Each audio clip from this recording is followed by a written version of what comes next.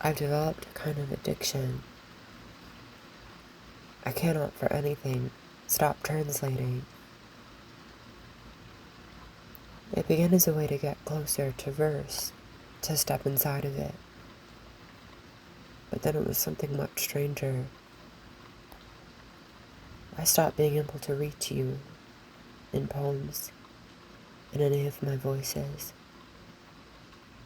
And when that happened, English died. It lifted out of itself. Or maybe it was simpler, maybe it was about failure. A failed poem is just sad. But when I fail at translation, as I always do, it is a testament to the original.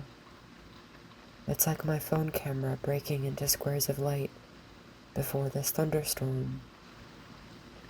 Nothing can make apparent the lightning's seriousness more than my failure to capture it.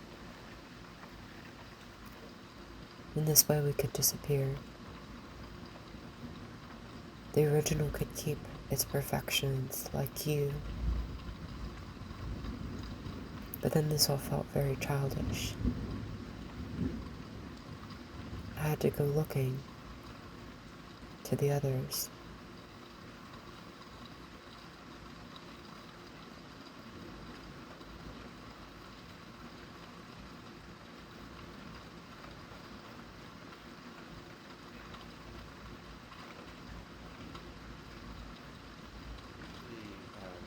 Because I'm not doing translation by assignment, it'll be after I read a book that really interests me, that I want to read even more deeply, and already have a feeling that I want to share, that I'll start thinking about translating it. And then before I ever translate a book, I want to have read the whole book, because there can be words that come up in the beginning that come up in different places that might be key words that change somewhat, and you don't want to be stuck with the way that you translated it at first without knowing how it might recur through the work. So reading the whole book really well, and then before I ever translate a single poem, I'll make sure I read it out loud a number of times in the original language to hear it, to hear the music, to have the sound of it go into my head, and then I'll do it one poem at a time like that, with the whole book in mind. So I imagine that takes time. Yeah, it takes time, but it's also a pleasure, because it's like evacuating yourself and making this space for another intelligence to enter yours and to be in dialogue with it, and to be listening really carefully to someone else's, both their language and the way that their mind moves. So it's a very intimate act, and in that intimacy I find it very fulfilling.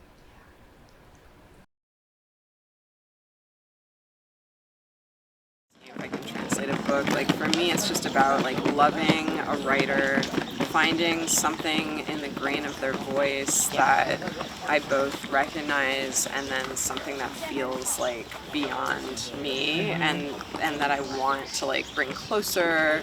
Rosemary Waldrop says that impulse is about destroying the person who you are translating, which I always found very interesting. So I think there's a bit of like where that love of a text crosses into something else, where you're like, I want it to like be like closer to me, or there's something like erotic in the sense of I want to like merge with that person, you know, or I want to merge with that voice, or I want to merge with the text.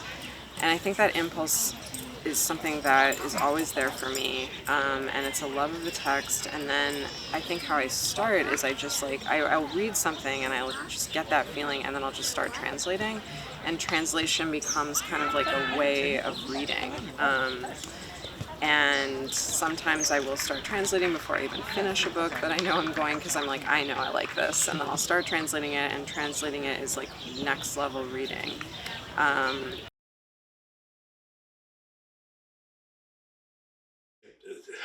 It's almost not a move because it's really decades. Yeah. Because I've only translated poets that have been in my head since I was a teenager. So I'm not really a professional. It's not like someone could bring something to me and say, Donald, would you translate this? Because my answer would be no. So it's only been poets that I've been living with since I was in high school that I would even imagine translating. And the way it started was a wonderful man, God rest his soul, Stephen Berg, who was one of the founders of American Poetry Review, wrote to me and he said, Don, I really think you should translate Apollinaire's Zone. And, you know, we used to correspond and talk about poets we love. Yeah. I said, I never thought of doing it, but I'll try. And it took a year to do the one poem. But at the end of the year, it was like Apollinaire had moved in to my head, and suddenly it was easy. So it took a year to do that first poem, but then I could almost do a poem a day. I remember I was living in Denver at the time, and I would just go to my office when I had no teaching and do another one, because somehow he was in possession, you know. And I said, well, maybe I should do these other poets that I love slowly, you know, slowly. But then it became that was the only thing I would do. So when I was translating Rimbaud, who I first met in the Horn and Hardot Automat in Lower Manhattan when I was 15, which is the perfect time to meet Rimbaud, you know, he's the same age. And I said, I can do this too. But again, that would be all I would do. And so I guess it would be pompous to say there was a process. It was more like a possession. Like, okay, I'm going to turn whatever shabby instruments I have over to you, and let's see what we can do here.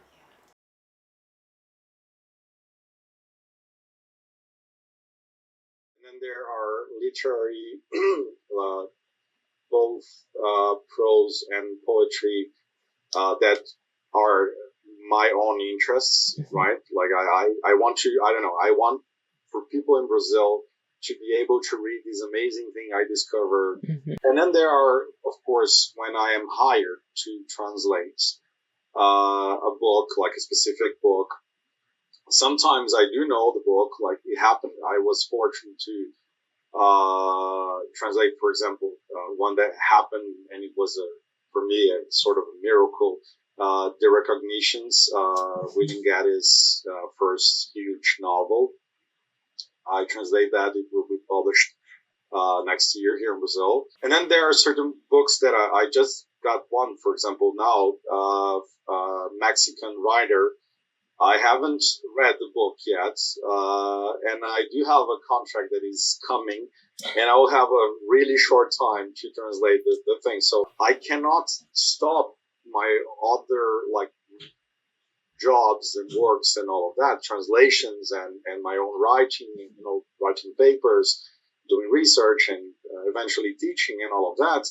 I cannot stop all of that to just start a reading process, like a really close reading with this novel that I will translate.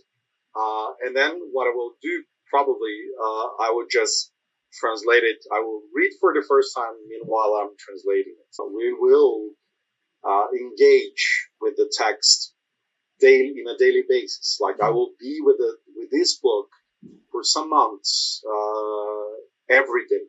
And then there's a certain thing that happens. You know, like you are there working with the text. In the beginning, it's weird sometimes. It's even a text that you know, right? Like a novel, you know, a poem or a poet, you know. You start the process. It's weird, and then you feel at home. In the middle of the book, like usually in the middle, sometimes going to the you feel at home. You think like, I inhabit, I am dwelling, Yeah. this place. This is the only thing that this is the only consistent thing that I think can answer your question. Like, there is no previous setting or things to do, but once you start, you'll try to reach that place of this dwelling text. And then when it happens, it's amazing, because then you can translate really fast. You can, you feel comfortable, and you know how to do to get the voice, for example.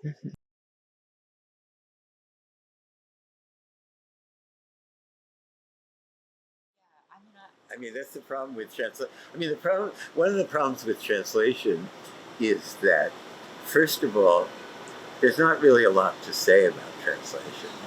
And so they keep coming up with things. There's only about 2 or 3 things to say about translation, but they keep trying to come up with things to say about it, one of which is the endless analogies of what is translation like. Translation is like playing the violin with a score in front of you. Translation is like acting, so forth and so on. But nobody asks anybody else for an analogy of what they do. If you bake cakes, nobody asks, what is baking like in that same way. So it seems to me translation is a very straightforward act of writing, and it doesn't need to be like anything else. It's just itself. I think of translation strictly as moving the text from one language to another language, and that still bears a significant relation to the original. And so you can, there's this tendency to think of everything as translation. So, every act of reading is a translation, and every act of perception is a translation, and so forth. But I don't find that ultimately terribly interesting, because if everything is a translation, well, so what? Yeah. So my idea of a translation is strictly a text that comes from one language into another language.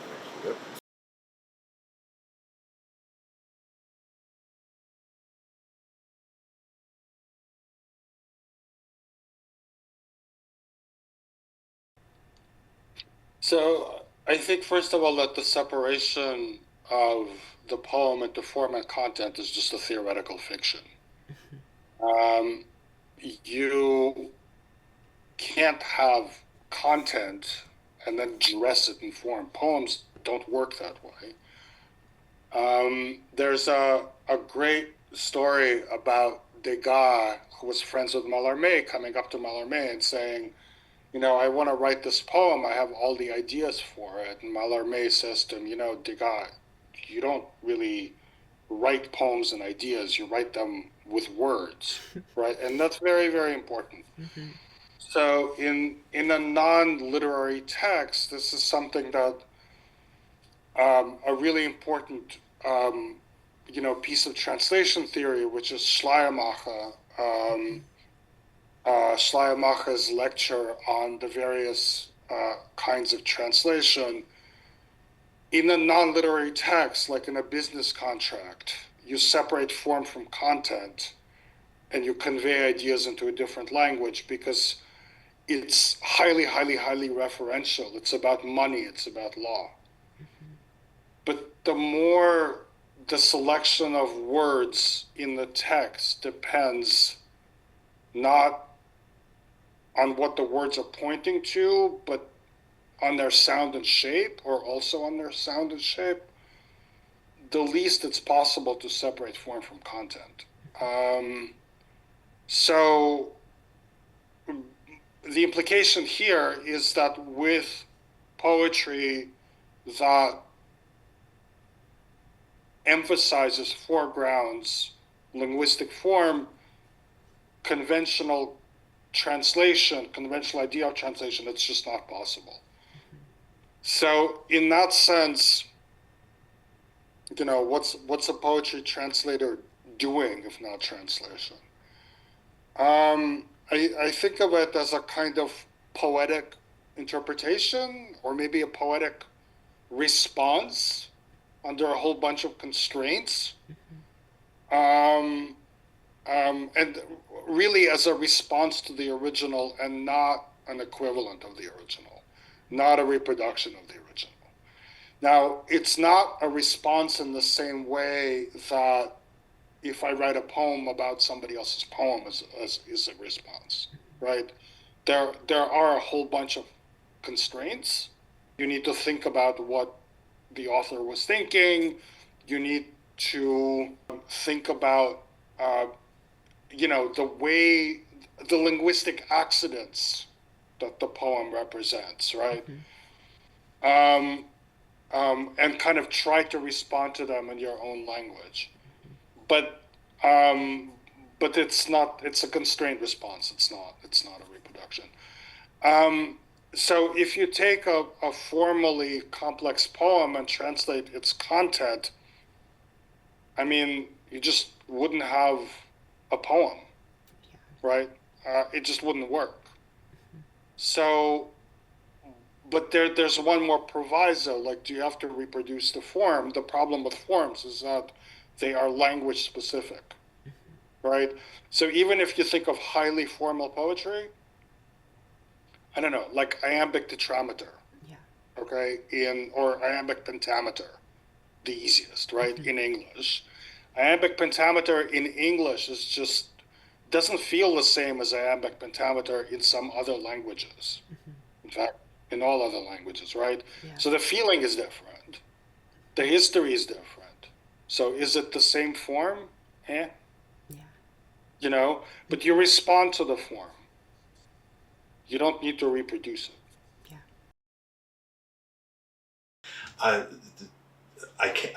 I can't see form and content as being separate. Yes, I understand that, especially the poems that I've translated, they rhyme. And so I rhyme, but I don't rhyme that way. I rhyme the way that makes sense of the way I'm translating. So yes and no, but another thing that Creeley was fond of saying is form is just an extension of content. And I buy into that completely as well. You feel that what's in the poem wants to have this body and not that body. But of course, if you're getting dressed to go out in Paris in 1910, it's different than if you're getting dressed to go out in Las Vegas in 1995. So of course you're going to dress differently. But it's still a human being getting dressed. It's still a poem putting on its clothes to go out. So I've always thought that I do both the form and the content, though the form has to, of course, change because it's in English. I guess I never had a theory because I had the advantage of Robert Creeley way back when and throughout the rest of his life, thank God, that it was, there's not an issue. It's not an issue. Am I going to do the form? Am I going to do the content? They're the same thing, really. I mean, if I go outside, don't I take my body with me? I've never gone to dinner and left my body at home. Well, first, as soon as you talk about meaning, there are different kinds of meaning. There's semantic meaning, but there's also the meaning of rhythm and the meaning of tones. This wonderful linguist, Reuben Sur, this Israeli linguist, is dead now, but who I had a dialogue with, writes about how in almost every language, women will talk to babies with an uplilting tilt to their voice. In almost every language, rhythmic pattern that's like a means no. That in almost every language, the long O and U sounds are connected with deeper emotions than the tweeter vowel sounds. And so you get a poem, like a Japanese poem, a famous Japanese poem by Semimaru, that so it's Hoku 57577. It goes, Kure ya kono, yuku mo, kaeru mo, wakarete wa, shiru mo, shiranu mo, Osaka no seki. So we're one short at the end. And if we translated that poem semantically, you couldn't call it a poem. It's just like, look, people coming and going, back and forth at the Osaka gate. And the Osaka gate, this is a different Osaka, smaller Osaka than the one that we think of now. And but the sound of the poem, so the Osaka gate was where was the outside of the city in this time period, and it's where the women and children would come to wave goodbye to their husbands who were on long journeys that would be months long. So in a way, it's a place of parting and grieving. And those long O sounds, kure yako no, yuku mo, kaeru mo, wakarete wa, shiru mo, shiranu mo, Osaka no seki. That's all the emotion in the poem is in the sound of the poem. And the cool thing is it is also really loved because the missing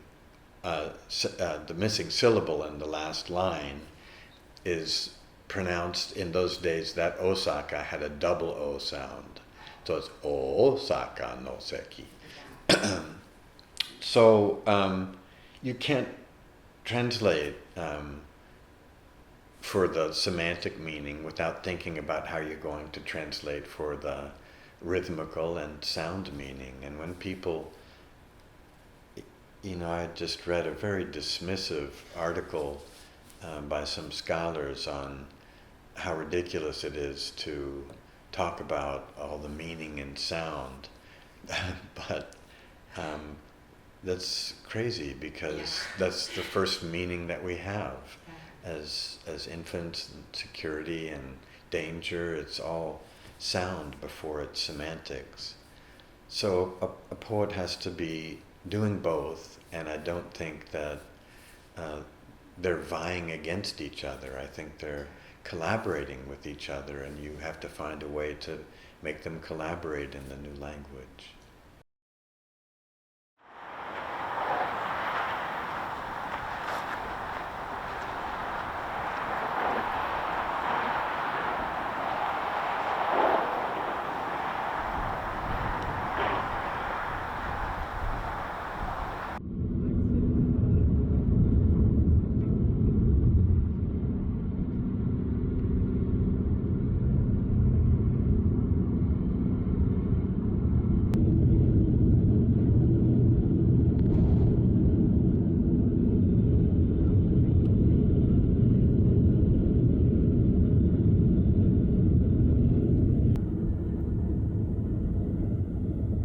In transit and in hotels, I dream structures continually obscuring what they are built to make sense of. At first this feels tragic or diseased, but then it is almost comforting. The intrusion of the structure promises some elsewhere, a repeated deferral. You can rest there.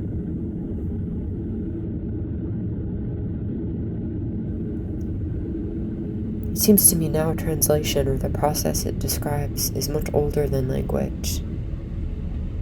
The trees in this motion become the water. This motion, in being like the water, lets us know what water is.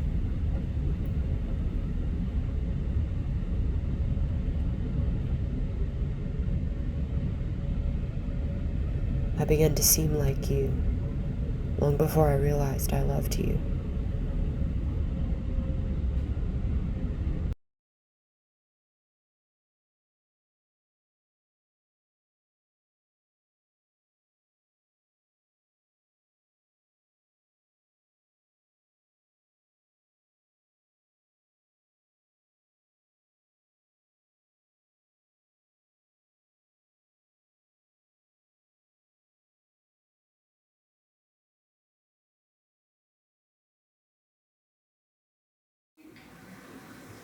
maybe I used this phrase at the beginning of our conversation, but there is this way in which translation,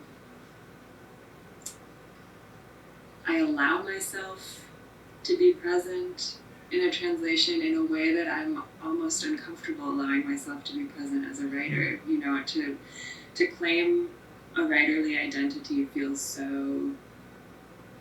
like such a tremendous claim to make, but to claim that identity in the space of translation feels more comfortable and more possible.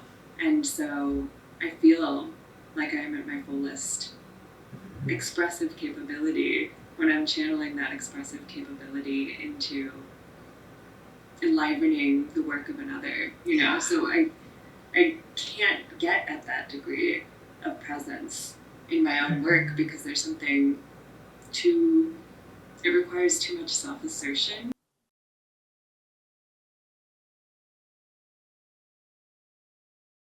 I think that often the way that people think about the translator's body and the translator in between the text is as something that needs to be erased. And this is like what Lawrence Venuti writes about, right? Like the invisibility of the translator. I mean, Venuti's writing about that in the largely, and I don't know if you've ever seen that text of his, but like largely I think he's talking about the invisibility of the translator, like in the commercial sphere. Yeah. Like on the book, you don't see the translator's name. Mm-hmm. That's not really what I'm thinking about as much. I'm more interested in the ways that translators of poetry, people who are in the translating poetry from the traditions that you and I might read, and many others, are like constantly trying to erase themselves in the process. Yeah. Or they think that it's good to erase themselves. So this is almost be like a point of pride, like you can't tell I was even there or something, like leave no trace backpacking. But like I find, but so there's that, and I think that's not an interesting direction for me in the scene of translation. Yeah. What I like to do is like really think very much about the person who's in it, and constantly look for ways to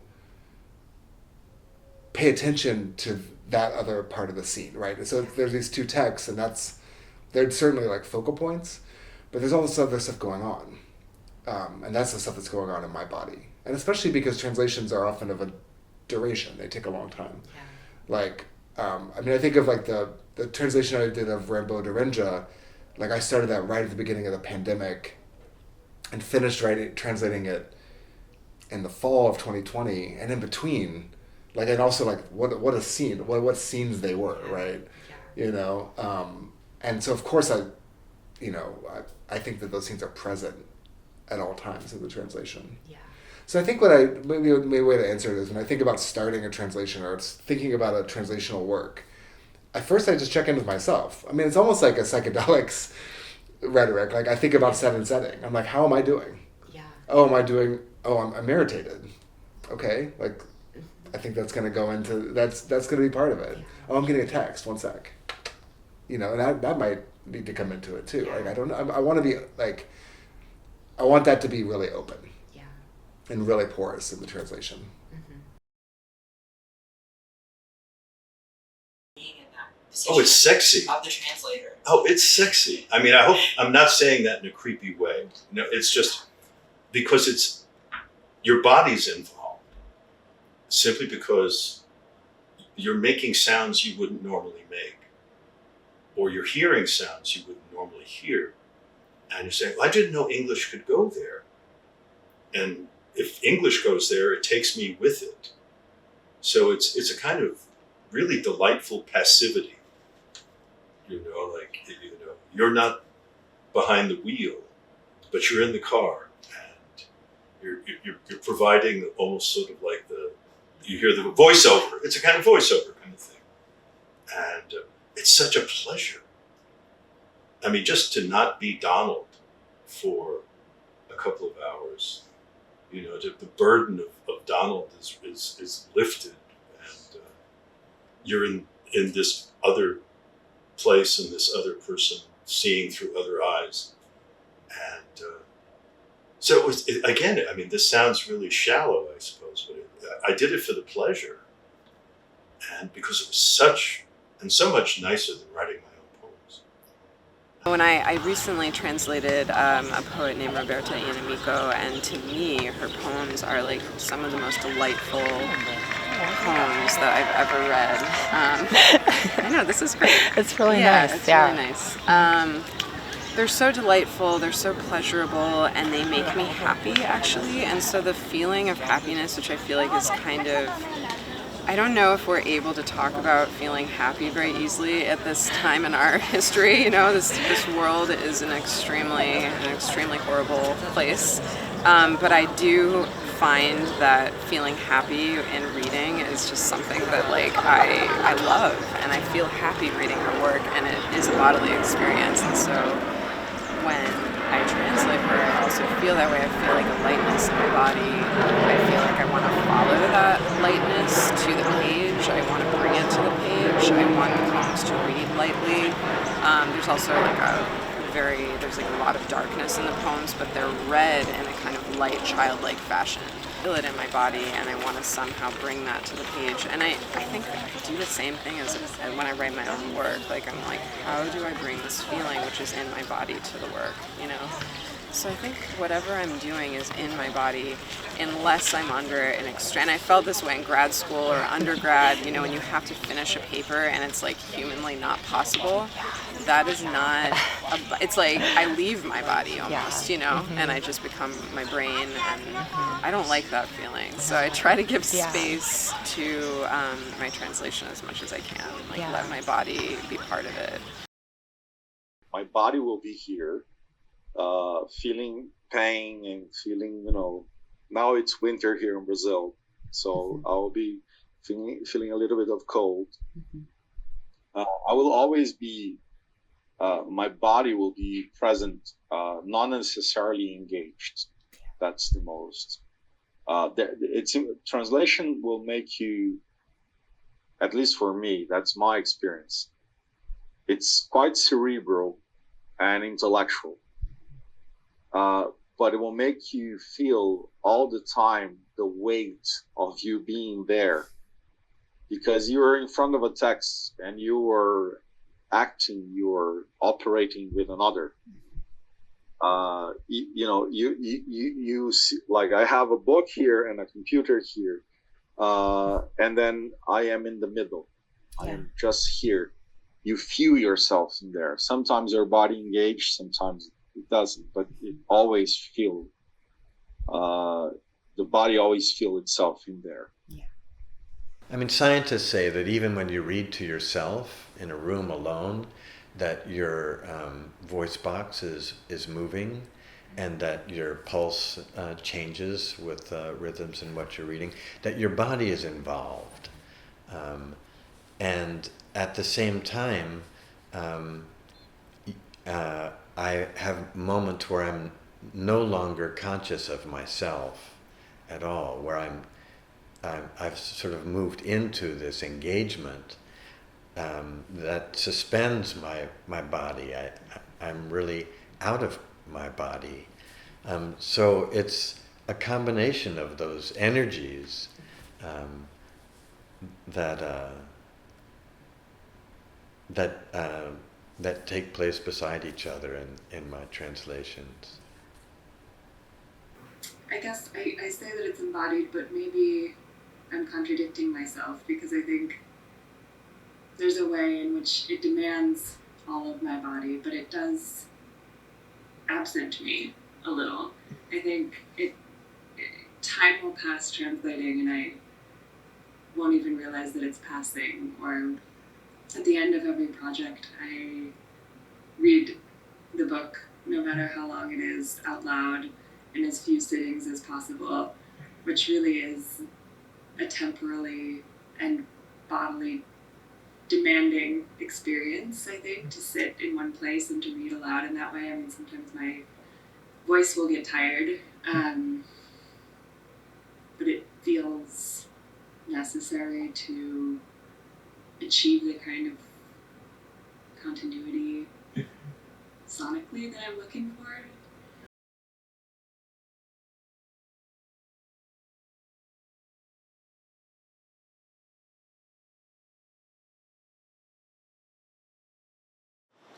Yeah, I don't think gender has. I mean, you you have to draw a distinction, which a lot of people don't seem to do, between the text of translation and the occupation of the translator. I don't think gender plays any role whatsoever in the text of translation. But on the other hand, you have the occupation of translation, and so traditionally, women have flourished in, speaking in the past, of course, women have flourished in genres where that the men considered not serious. So if you look at Heian, Japan, serious male writers were writing in Chinese poetry, were writing in Chinese, and writing prose in Japanese language was considered way beneath them. So of course all of these women, like Lady Murasaki and Seisho Nago and so forth, were writing Japanese prose, and they're of course the great writers of the period. The English Romantic poets, the English Romantics, well, one wrote poetry, if one was a real writer. So then Mary Shelley can write Frankenstein because that's not considered that serious. And the same in the 19th century English novel in general. You have most of the great writers are women because that wasn't quite considered serious work. And so it's the same thing happens with translation, in that translation was always considered a lesser activity. So it's one that women have traditionally flourished in. And most of the translators of especially prose, I think poetry is a different situation, but prose, most of the translators have been women, actually. I don't think that gender really factors into it. All these women were translating men and so forth, and men translating women. Well, so what?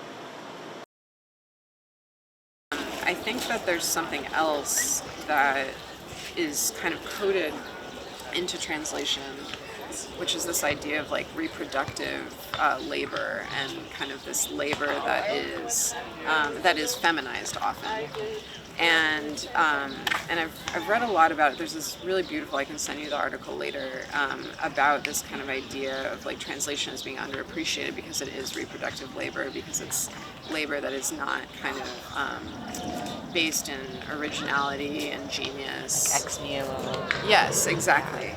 And that has been kind of coded as feminine labor that often is domestic or takes place in the home. And of course, there are people that would argue that translation is not reproductive. And I don't even know if I'm taking the stance that it's only that. Yeah. But I think there is something about it that is, it's not only based in like pure productivity. There's something else happening. And I like thinking about it.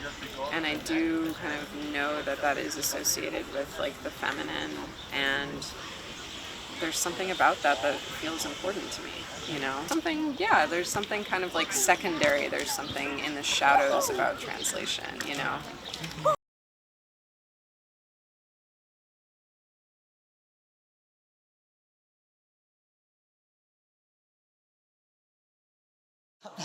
Yeah, well, I'm with Don Me on that.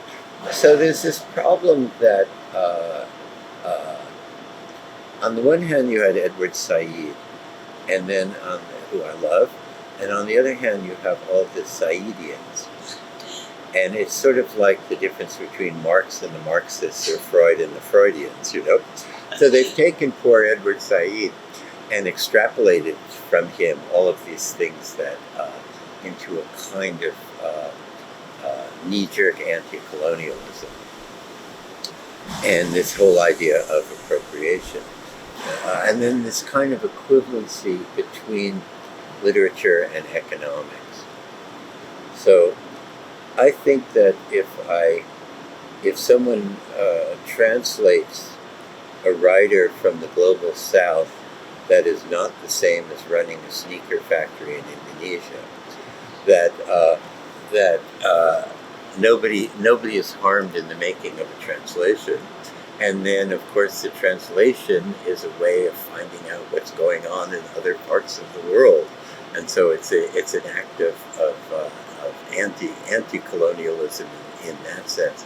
One is not forcing one's colonial beliefs onto this colonized group, and then, in fact, one is bringing the thoughts of this colonized group into the empire to find out what they're thinking about. So I don't see that. I don't really feel that it's an act of appropriation, and I don't feel that it's an act of colonialism. I think it's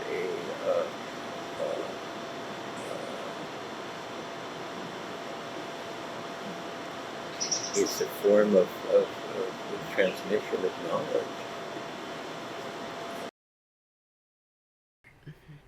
Now, Donmi's argument that translation is anti-colonial, I'm sympathetic, but I have a lot of reservations.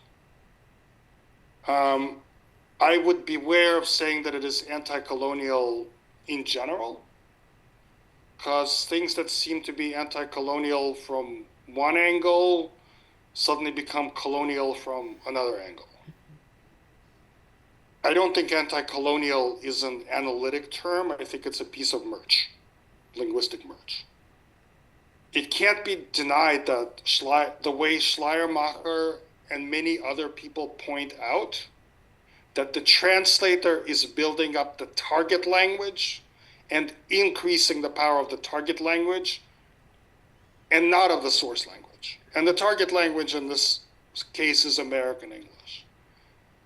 So in that sense, translation is going to be colonial, right? That's not quite the sense that Donmi is talking about, though. There are instances when the translator is helping the source language, or at least the author of the source language. And I think that's what Donmi is doing with her translations of Kim Hai-soon. Because right now we live in an age when English, by which I mean generally, but not exclusively American English, has colonized virtually all of the international literary system. If you want any sort of reputation outside your country, if you want any sort of international award, any sort of residency, any sort of grant, you better be translated into English, right? French will help you a little bit in a few countries, right? A couple of other languages will help you a little bit in a few countries, okay? For the international system, English is always the other language, right? It is the language that people who are not native speakers who of the same language will speak in, okay? This is why there's a great book about it by the Japanese novelist Mina Mizumura called The Fall of Language in the Age of English. And she says that the situation of English right now is completely unique in terms of language power, and that it's the first kind of universal language. Now, in that sense, what Donmi is doing, which is taking an author and bringing international attention to that author by translating her into American English, that is anti-colonial. Okay?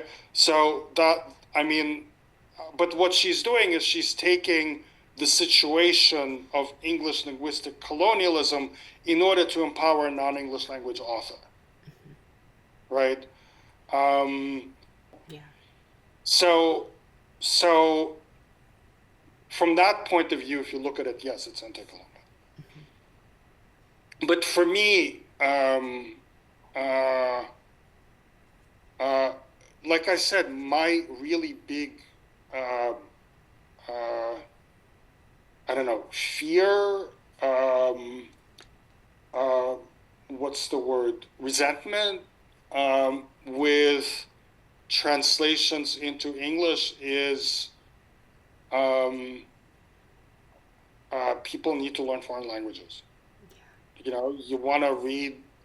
So in that sense, kind of the translations that I've really, really appreciated, even though that's certainly not the kind of translations that I do unless I have to, are crib translations that help you read the original, which you know badly, which you can't read yourself. Right? So Penguin used to publish these amazing anthologies of poetry in the major European languages. I mean, it was a while ago, so I think it was only major European languages, where you would have the original poems with an English crib. You know, completely not fancy. And with a crib that doesn't pretend to be a translation. But that helps you, you know, if you have 1 year of Italian or 1 year of French or 1 year of German or even 2 years, right? It helps you plow through, have an experience of the original, I don't know, on the subway without having a big dictionary with you, right? They're not exhaustive, the poem. And I mean, I just don't think that anything can compare, you know, any reading pleasure can compare with the pleasure of reading a poem in the original with all kind of the language, nuance and richness, right? I mean, because languages don't match each other, right? You simply can't reproduce that unless you're really creating your own poem, right? And then there's so much of you in it that your reader still has to read the other poem. You know, you just can't really get away from having to read the poem in the original.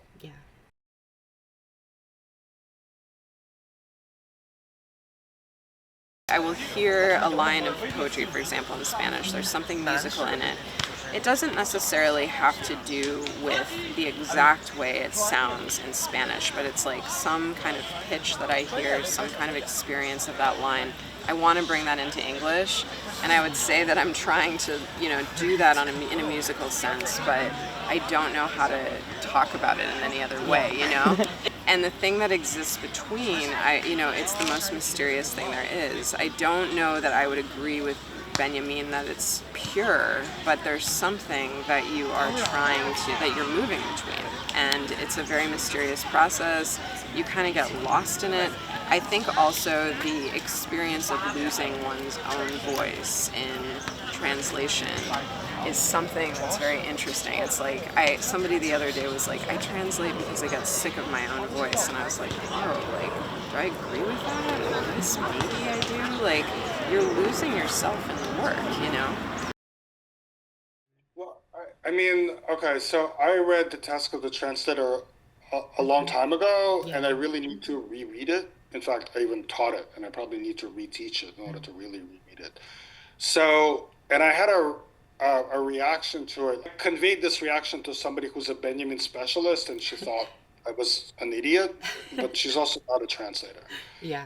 So to me, The Task of the Translator feels like a treatise on the Kabbalah and not like a serious discussion by a practical translator. I mean, it's very beautiful, but it's really about the Kabbalah. So what's the pure language that's hidden inside a particular language, right? Is it some kind of Adamic Hebrew? Is it math, right? Is it like, I don't know, some Gödel, some logical structure, right? Like propositions, like what's the pure language, right? Or maybe like some kind of like Lorentz transformation between linguistic reference frames. It doesn't, like I said, it doesn't really make sense to me. But as far as my position between languages is concerned. There was this Russian novel that came out in the 90s, which as a novel was just trash, but it was a novel about ad men, and it had incredibly funny ads because they were in Moscow, but they were working for, like, they were trying to write Russian-style ads, but with for American product. So they have this ad for the Gap, and the ad shows, it's a photo of Chekhov in Gap boxers. And the caption, which was given in English, is Russia used to be famous for her gap between her culture and her civilization. Now there's no more culture and no more civilization. The only thing that remains is the gap. Yeah. Okay? I mean, that really encapsulates my position between languages. So, yeah.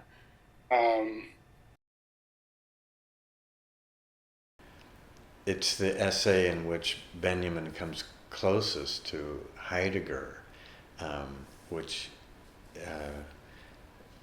and for me, the worst of Heidegger. I'm completely distrustful of any notion of purity. That notion that there's an origin, a pure origin for something, historically has such horrific consequences. And I don't think anything is pure. Vic Chestnut, the singer, says, only the point is pure.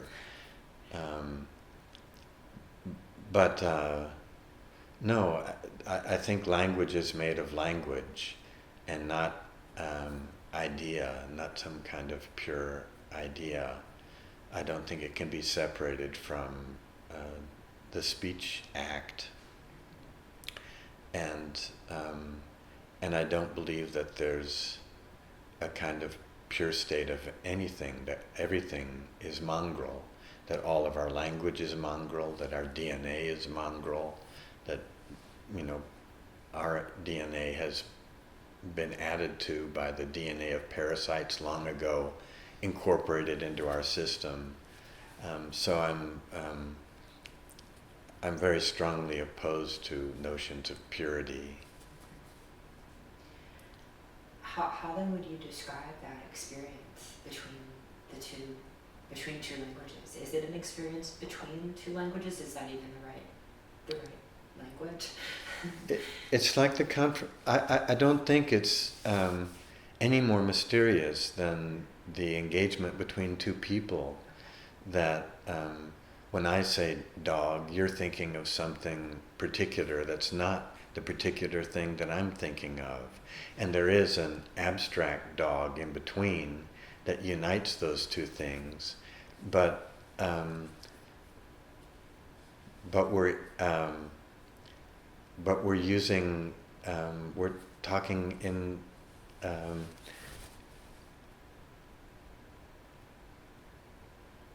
we're not talking in ideas, we're talking in language that the language generates ideas that can be shared, but there's always difference, there's always distinction.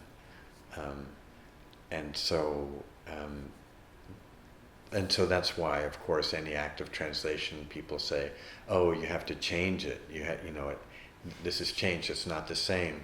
But it's never going to be the same, and it's not the same when we're speaking to each other in the same language, or when we're reading something, that we're taking different things from it, that experiences are unique, but they can be shared. And translation, some form of translation, is how we share our worlds with others. And there's always loss, and there's always some kind of overlay.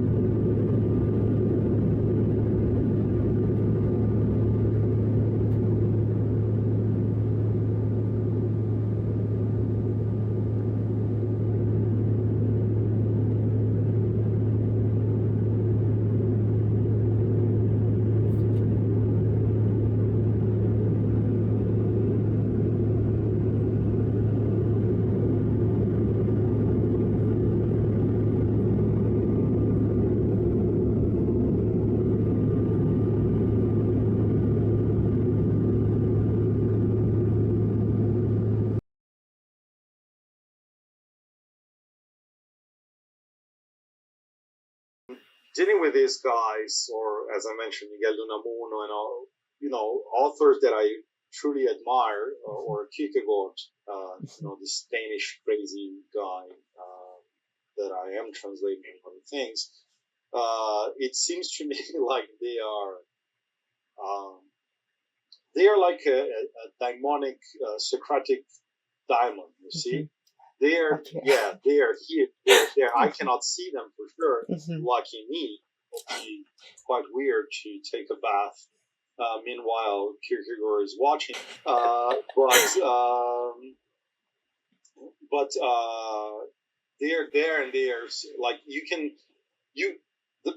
for me at least, I can hear their voices. You see, like their way of speaking, their way of writing, their way of expressing themselves. And then there are certain, I will not say pressure, but this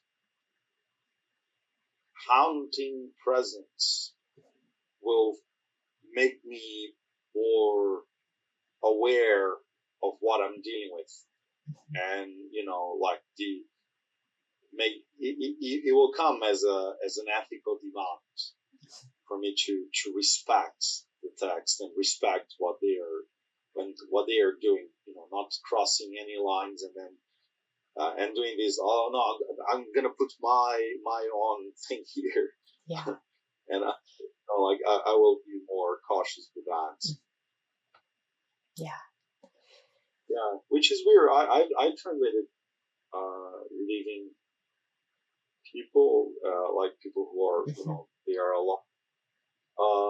I felt kind of the same. Like I could talk to them. I could just send a message or call them, which I did. But it was I could hear them as well.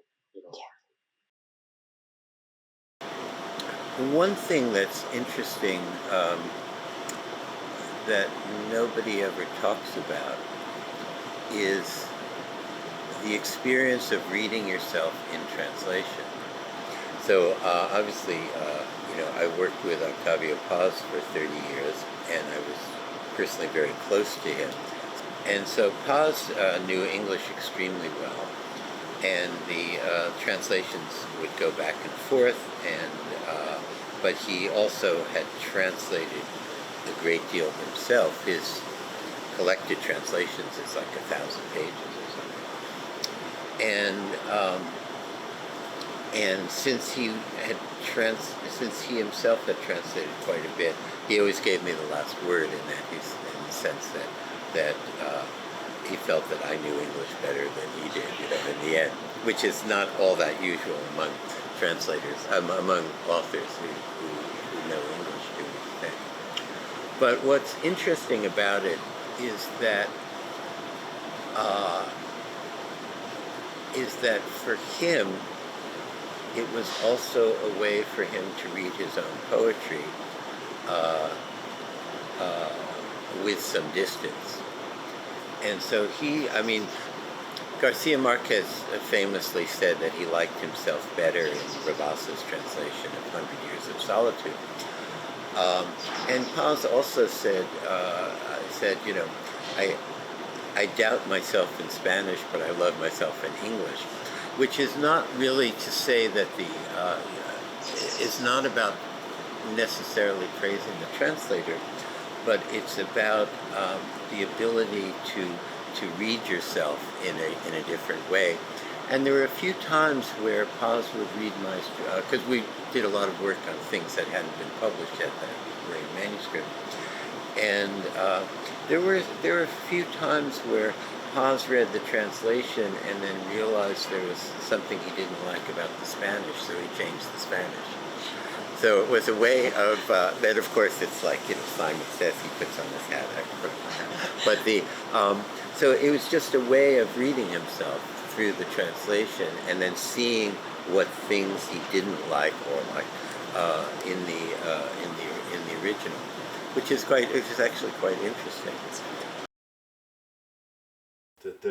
Like I said when we were talking earlier, that Mallarmé doesn't write in French; he writes in Mallarmé, And that's very exciting that you discovered this new language that has really, like Rimbaud's French and Apollinaire's French don't seem to me the same language at all.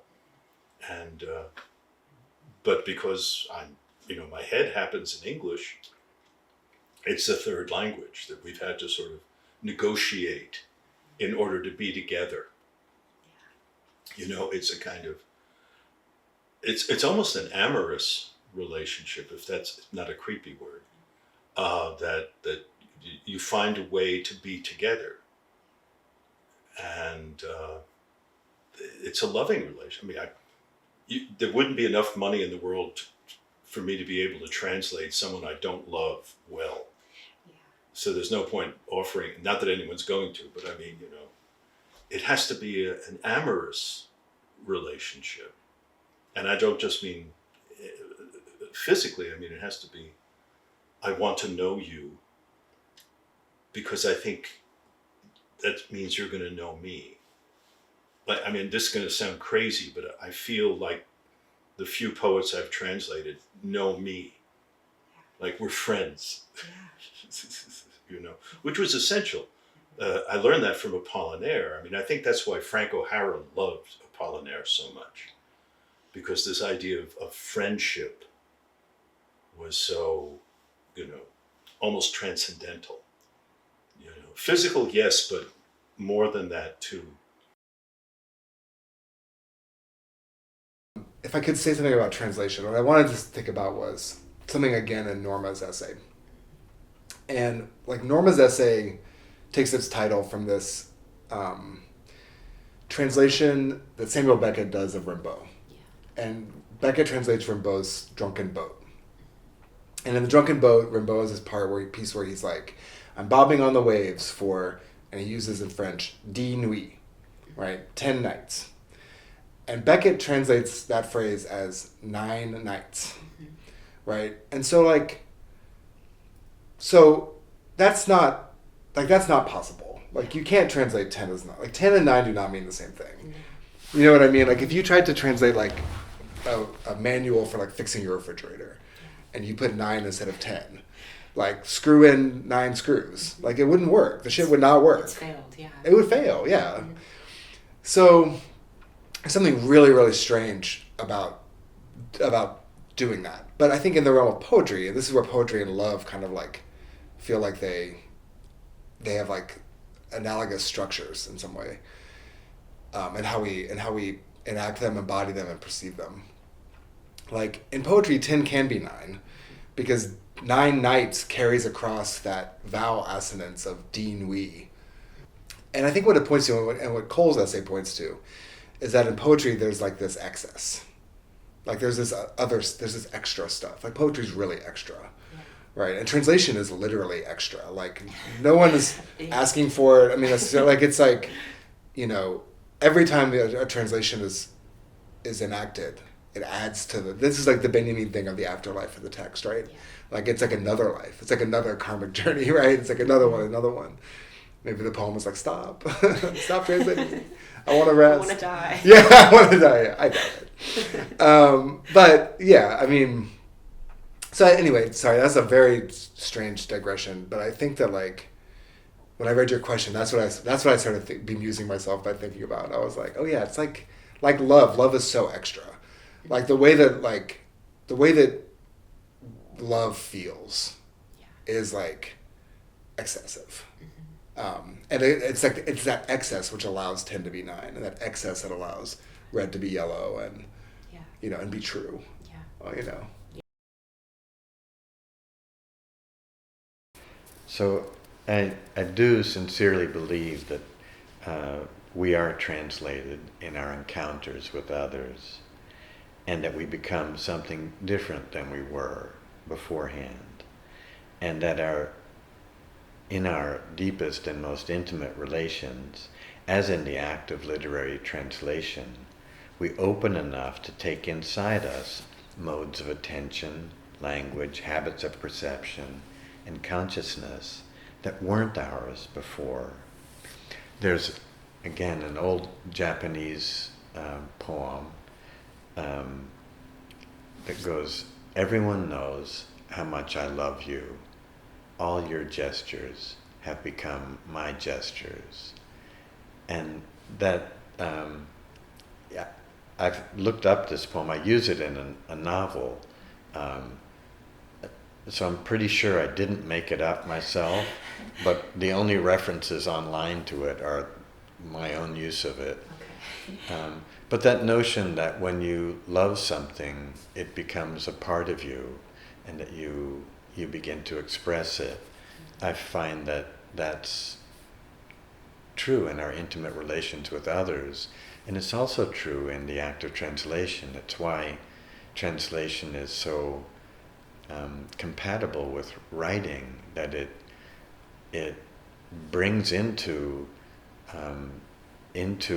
whatever repertoire of experience or language that we have to start with, new repertoires of image and syntax and imagination, and that expands us, and it also, we learn things from it. It gives us reach, and I think that's the kind of thing that great art does, is that it offers us something that is unfamiliar, and that we feel expanded by. So in that sense, the intimacy of personal relations, the kind of intimacy that Emmanuel Levinas writes about in taking responsibility for the other, and that being transformative, is also what happens in translation. So I teach, and I taught a translation seminar last semester, and it was funny because I was telling a friend about my syllabus, and they were like, wait, what? Like, you're not even reading that many, like, books in translation. I was like, I know, because I'm not thinking of it only as, like, translating from, like, a language to another language, but I was thinking of it more across mediums. And I think that really helped me. It kind of unlocked something for me. It kind of, and my students said so many amazing things. I mean, many of my students actually are immigrants, and so they were talking about the kind of daily experience of kind of just translating culture, and of course translating their inner monologue into English, but more just kind of cultural translation, and also just like the gap between what you want and what ends up happening, like just that kind of almost psychological gap is very interesting to me, and I like thinking about it, and I like, I wrote recently a book that was just ideas for books, and then the ideas I kind of turned into poems. And that gap between what I thought something was going to be and then what it ended up being is like a real, like, aesthetic drive for me. Like, I'm very interested in that. And so that to me is like a very important part of like what I'm looking at in life right now. Like, I might like, look at a stranger and kind of imagine a whole thing around them as if they're a character, and, what were they, or I might witness an interaction, or I might read a dialogue, and I love thinking about like how people went into something with a certain intention and then something completely different happened. And so that's like a kind of, translation mode that I like looking at in life currently. And then, just like teaching, like I started with Jonas Mekas. And so much of his documentary, I mean, it's interesting because he, I can't remember exactly the titles. Like as I walked through life, I occasionally caught glimpses of brief beauty. glimpses of beauty. Yes, exactly. Yeah. And there's this peak in the film where he's talking about paradise, and he said, I think occasionally I did experience paradise, and then he has these beautiful sequences of being in the park, probably this park or Central Park, and just being there with his family, or kind of just filming strangers, and just that being a kind of paradise. But something about that film that's interesting is like he buried a lot of footage of the work that he did like before he immigrated here in the forest because he was fleeing the Nazis and he didn't want them to find it. And so there's like buried footage somewhere out there. Yeah. And Oh so my gosh. that in and of itself, it's like, what if that is the original for all of his work? Like, you know, like that lost footage. And I find that really like so amazing. Because, you know, then he was just walking around living life with a camera, you know, but he was already doing that. But when he came here, he had to leave all of that behind. So I think there's a real longing in his work and like a kind of nostalgia, a kind of like sadness and mourning for something that is irretrievable.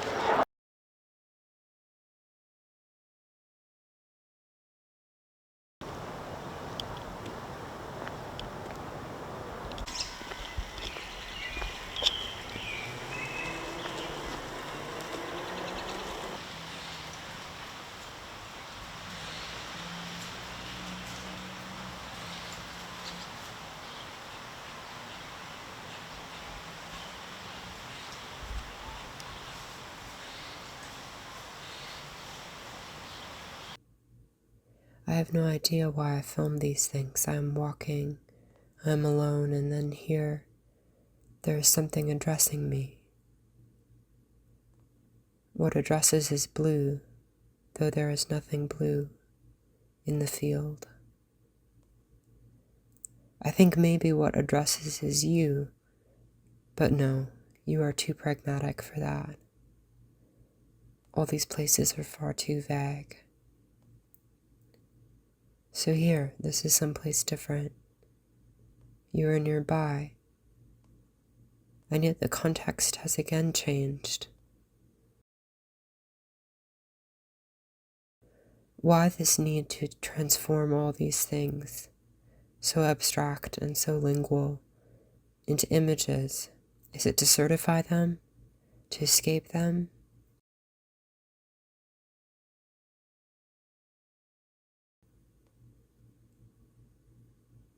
You arrive over and over, but all of this being here means you are gone.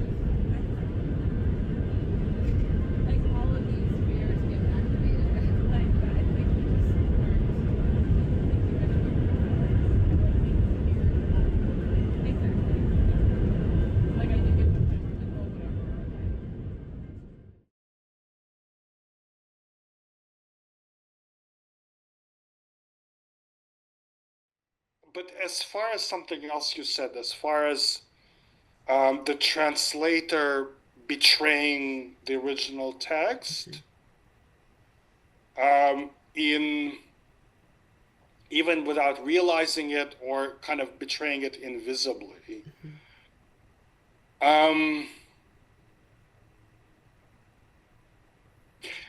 You know, somehow it makes me think of love. Because, you know, when we fall in love, we betray the previous time that we fell in love, right? And, okay, it also makes me think of my favorite moment of intertextuality that I was writing about the other day, which is extraordinarily moving and which is precisely about that, about love, betrayal, but also translation. And it's Dante, right? It's Dante in the Purgatorio. And so Virgil has led Dante through Inferno and led him most of the way to Purgatorio, and all the way up on the mountain, Beatrice comes down to him, and he sees Beatrice, and he looks at her, and he says in Italian, I recognize the signs of ancient flame, which means I recognize the feelings I once had. But it's Dante's translation of what in Virgil in the Aeneid, Dido says to her sister when she falls in love with Aeneas. And she says, this is just like the feeling I had for my first husband, right? In those exact words. And for Dido, it's a problem because Dido relates to things backwards, only through memory, right? She's a very nostalgic person. But the way this is about translation is that Dante turns to this kind of new old object, speaks this translated sentence, which has this incredible emotional reverberation, and then looks around him, and Virgil is gone. Virgil is gone. The original, right, has gone down to limbo, right? And Dante just starts crying. And it's extraordinarily moving, this quote. And so in some ways I think I do think of translation as quotation, as this kind of quotation which is a response where you're quoting, but you're saying something else. If that makes sense.